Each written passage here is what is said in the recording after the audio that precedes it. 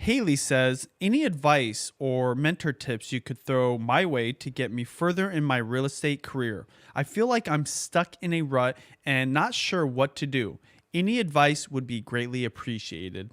First off, Haley, anyone who's listening and you're in the real estate industry, everyone feels this way. They feel beat up. The real estate industry as a whole is beat up.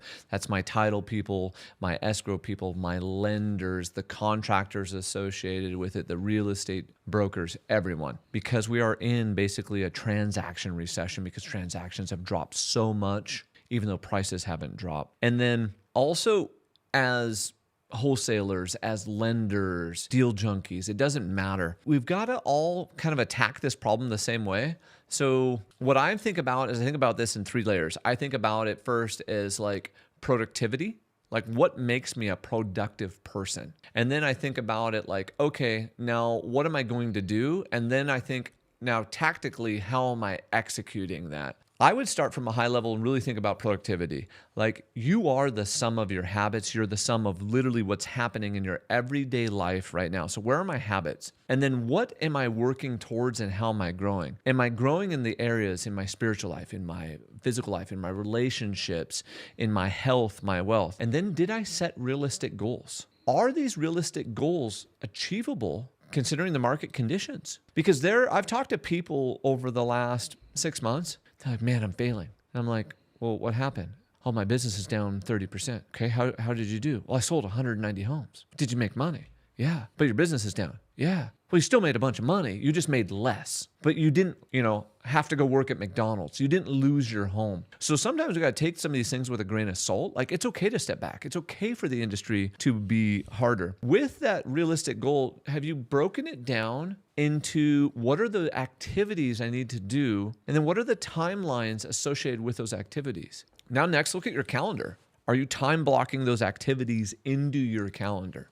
Next, we've all got these. We have these cell phones, and these are the king and queens of distraction, and they vibrate and they beep, and sometimes they're connected to our watches. Do you sit down and maybe put this on Do Not Disturb as you work? And are you working on your focus time? I was chatting with my son who is in Running Start about this idea of sprints of focus time, where you sit there for 12 minutes, 15 minutes, and you only do that one activity. And you work it like a muscle, and you increase your endurance and perseverance in your focus time. And then as soon as your focus time is done, you go, you know what, I can take a break. Maybe a timer goes off and you just walk around the building, do some push-ups real quick, or talk on the phone, or say hi to a friend. Also, I believe you should be setting artificial deadlines. The work is going to expand to the amount of time allotted, and time doesn't mean the same thing to everyone else. Time is relative to the user, to who we are.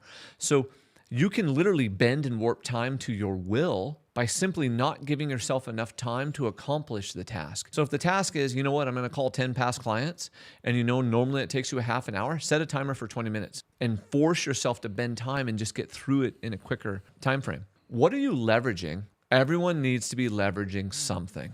What are you saying no to? Most people are not saying enough.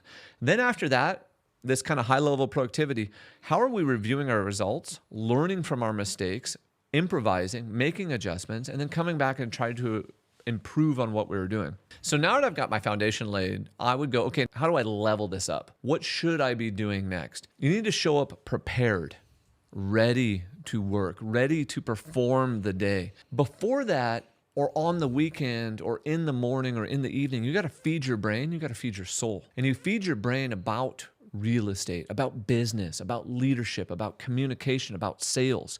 You feed your soul when you go to church, when you have a date with your wife. When I'm sitting there and I look outside and the sun's setting and it's 12 degrees out, I look over at my daughter and I go, you want to do something? She goes, what are we doing? I said, can't tell you. And she goes, well, why not? I said, because we're going to go do something. It's totally amazing. She goes, well, what is it? And I just walked over and I grabbed a dog and I started putting a leash on. She's like, where are you going? I said, I'm going whether you're coming or not, but you got to be willing to run. Where are we running to? I said, I'm not telling you.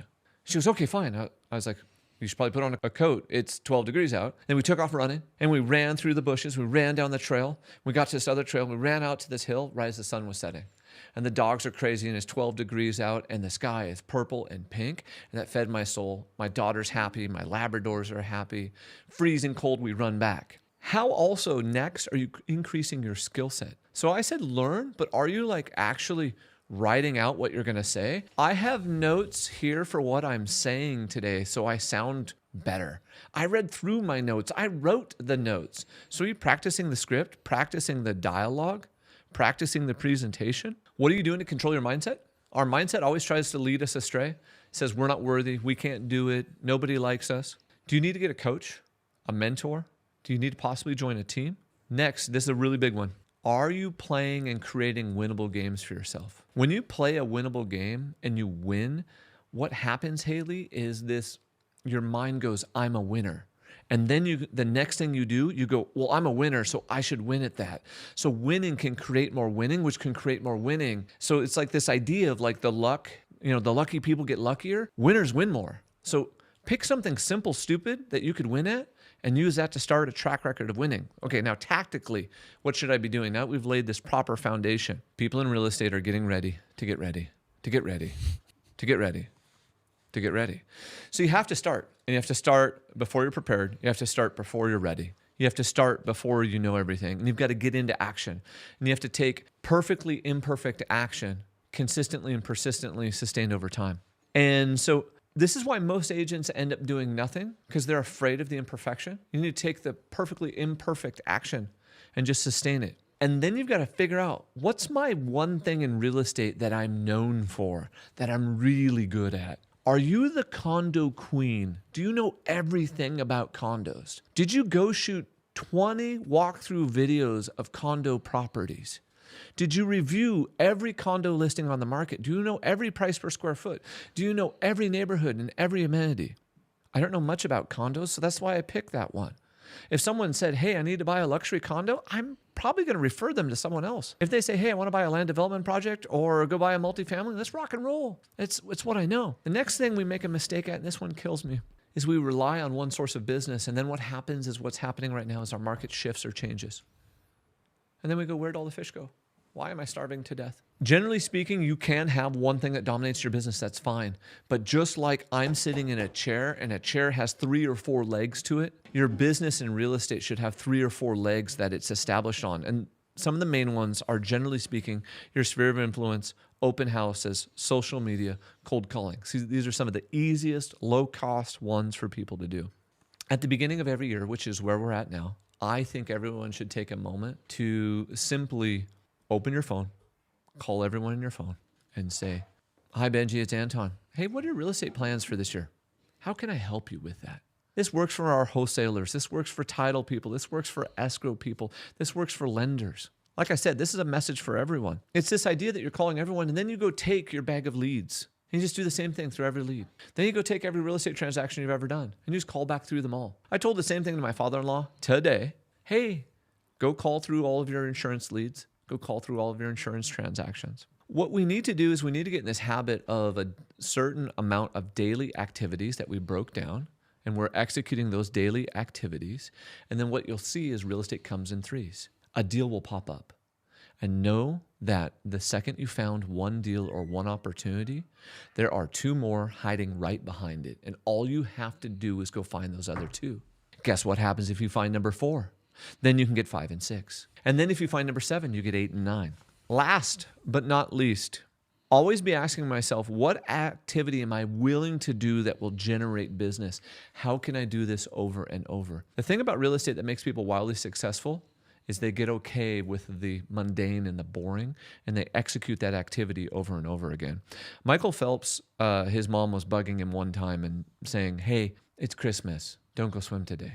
He said, Mom, I swim every day, 365 days a year. All days of the week that end in Y, I get in the pool. Do you think he liked doing that? Do you think he enjoyed it? He didn't enjoy that, but that's performance at the highest level. That's what you have to do in real estate. So if you're doing open houses, the average person's like, oh, I'll do 1 a week. There's a woman in our market. I think she's been in the business like 5 months. She's done like 180 open houses in 5 months. The most I've ever seen. She's killing it. She's going to be wildly successful. I'm going to leave you with this recipe. This is a recipe to make you between $250,000 a year to $1 million a year in real estate. It's called the 5-4-3-2-1. Anyone can execute the 5-4-3-2-1, and you do this on a daily basis. You add 5 people to your database. You do 4 handwritten notes. You do 30 FUs. An FU is simply a follow-up. I send someone a text message, an email, a call, a DM, whatever. It doesn't matter if they respond. I do 20 two-way conversations. If I send you a text and you text me back, that's a two-way conversation. If I call you and you say eat shit and hang up on me, that's a two-way conversation.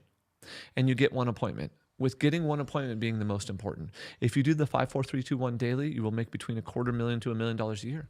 If you want to know how to make more than $1 million, that requires leverage and people. But you could literally do that with one assistant and you, if you did this every day.